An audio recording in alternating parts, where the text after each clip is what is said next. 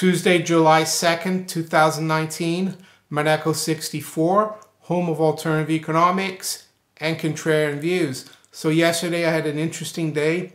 Late afternoon, I went up to the city of London. I was invited up there by one of my old colleagues from many years ago in the city. He organized a seminar and networking event about alternative investments. In this case, they spoke also about socially responsible investments, which is becoming a big theme up in the city and in the investment world. But the interesting thing was that meeting, the different people there. I got there a little earlier, as they said in the invitation. This older gentleman came and sat next to me, and we started talking. I guess that's what you do in a networking event. And it was very interesting. I think he must have been about 20 years older than me. And he asked me, so what do you do? And I told him, I used to work with, Mr. X. I don't want to say his name because, yeah, we just keep it like that. And I said, right now I do videos about alternative economics and contrarian views. And, this was an alternative investment network that he runs, my friend. And the guy said, "Oh, really?" And I said, "Yeah, I cover precious metals a lot. I'm a bit of a gold bug." And he said, "Well, I'm a gold bug too."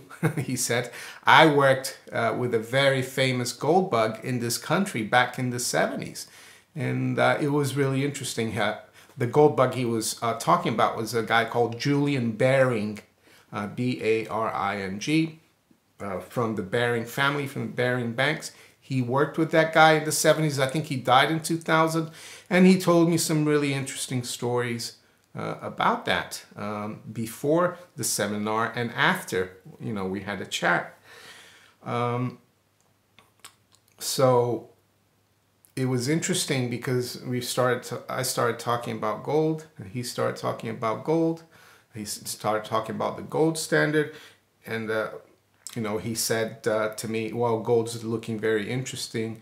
Ever since we made the top," he said, "we've had this really consolidation that's looking very, very interesting, and we've broken out of it." And I said, "Yeah, we broke out of it. And today it's fallen back quite a bit." And he actually said to me, "Well, but that's normal. That's retesting the breakout."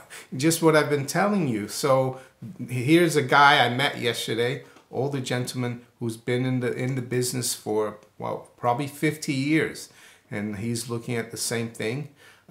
He also told me how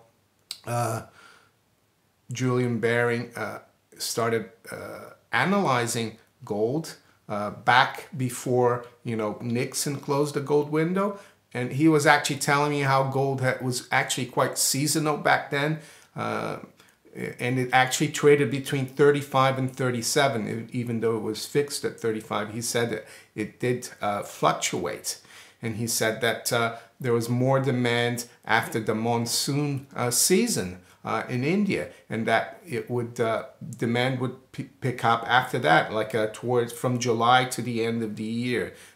So very interesting guy. He also told me that when his colleague, and I'm not sure if he worked for him as well, but he was proposing that people buy into South African mining stocks. There was an analysis at the time that someone made, I forgot the guy's name, that gold would be at $80 by 1980, and at the time it was 1970, it was 35, and everyone thought that was outrageous. And then gold went to $887, right? It was 10 times more. So I thought that was quite interesting. And then the speakers came on and they started talking.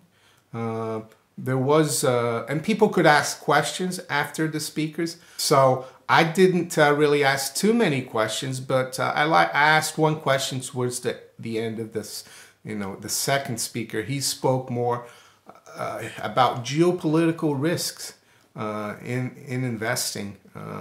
You know, the fact that we've got so many risks out there.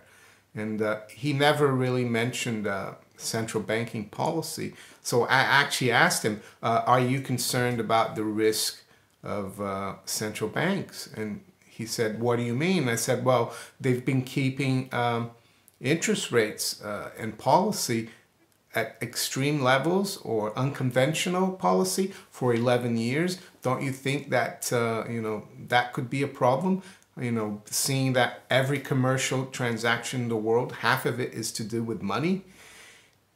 And then he started talking about Donald Trump and Donald Trump's, you know, criticism of central bank, his answer to me. And I said, well, you know, I'm not really focusing on that. I'm more focusing on the policy they've had and the fact that do we really need central banks in the free market? And that triggered some people at the, you know, this networking or conference. And one guy to my right said, well, do you really want, you know, Facebook to be running the monetary system just because Facebook has announced a digital currency? And I said, no, I want the free market. And I said, don't forget, there was no central bank in the US between 1837 and 1914. And then the guy who was doing the speaking said to me, I think that's a really good question. I need to look into it and I will talk to you after the end of the seminar. And we did. And I met other people there. The old gentleman who was sitting next to me, he had to leave for a few minutes during the presentation.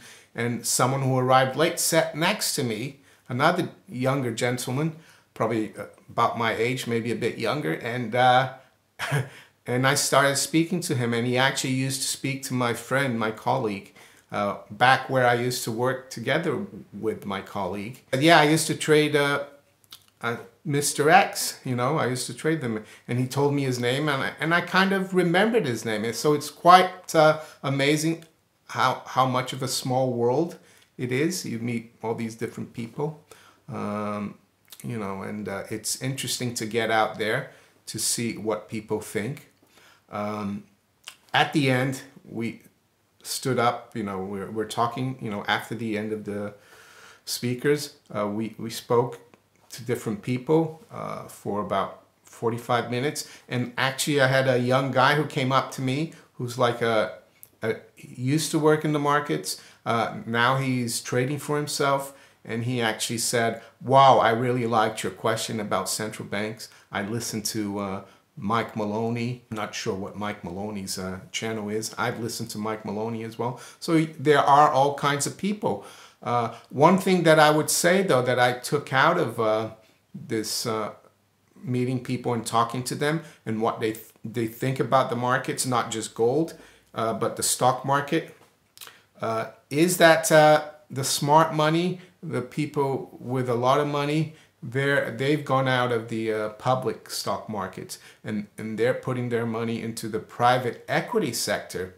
You know, the private equity, I think, is becoming an instrument where the 1% or the elite take their wealth, you know, and park it there out of the stock market. And what do private equities do? Well, they borrow massive amount of money to buy companies that are in trouble. They kind of pull the plug on the company and then buy, you know, leave the debt with the company and then buy the real valuable assets for pennies on the dollar. So I think that's what's going on.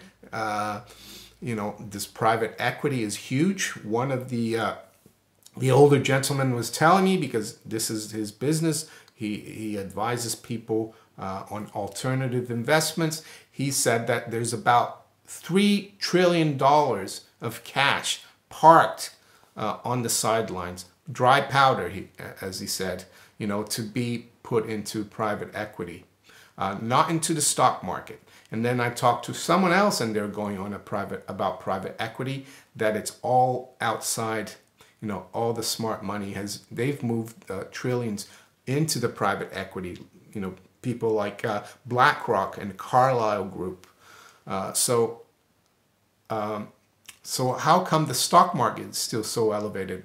Well, buybacks. That's what I was told up there as well. You know, there's more than $1.5 trillion of buyback happened this year, and that's why the stock market is being elevated. So these corporate officers, they don't care. You know, money is so cheap. And how do they finance the buybacks? Well, they issue debt or bonds, and they take that the proceeds from that issuance, which is dollars, and they buy back their stock. And I was told by this particular guy that, you know, these corporate officers, they have no, they don't care about valuation, you know, and he thinks that's why we've seen these big drops and then rebounds, because they just go in and they do buybacks. And if interest rates are going to stay as low as they are, they could keep doing it. But at one point, everything is going to implode. And I think the private equity people, the 1%, they're going to be laughing all the way to the bank, so to speak.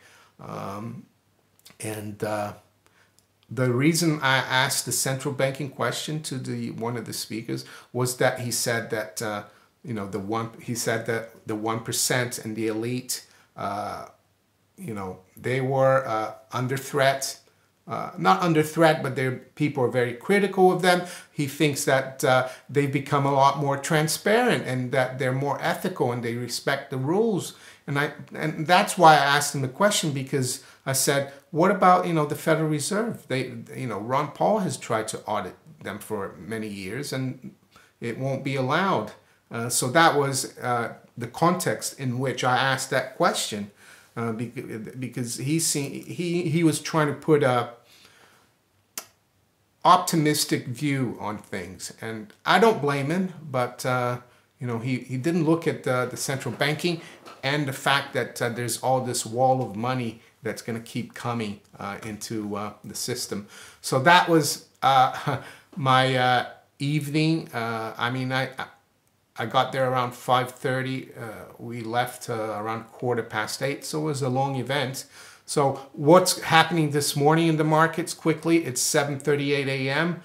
We've got spot gold, $13.90. It's up about $6. Range has been 1382.5 to 1393.50. The low yesterday was just above 1380, which is a level that I also spoke about a few weeks ago, that it was an important Fibonacci retracement of the long-term move in gold, 1380. So that seems to be holding right now. Yes, it could go back lower to the breakout level. It depends. I mean, some people think the breakout was 1350. Some people think it was 1375 like me, but I think 1380 is also a key level. Silver is up 3 at 1516. Range has been 1511 to 1522. The Dow is up a little bit today, not that much, 20 points. I saw that yesterday. When I made my video, the Dow was up 280 before the open.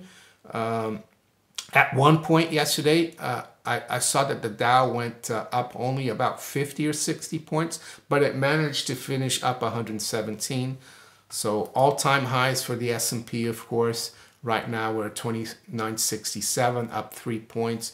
NASDAQ 100 futures basically unchanged. So markets are actually fairly quiet this morning.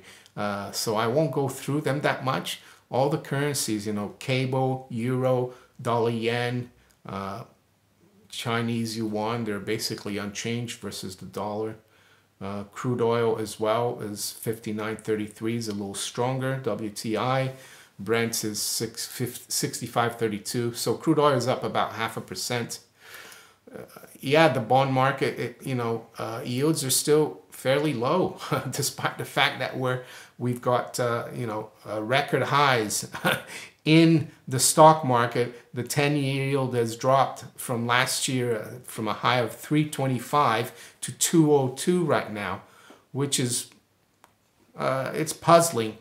So I think the Fed will have to cut rates, at the end of this month. If they don't, we could see the markets, turn back down south. In the meantime, we'll have to keep an eye on things. This week is going to be a little quieter in the US. Tomorrow's half day. Thursday is the 4th of July holiday. And then Friday, markets reopen. So we'll have to see what happens then. If you enjoyed this video, make sure you hit the like button. Subscribe to the channel if you haven't yet. You can also follow me on Twitter, Steemit, and on DTube. I wish you all a great day. Take care. Bye.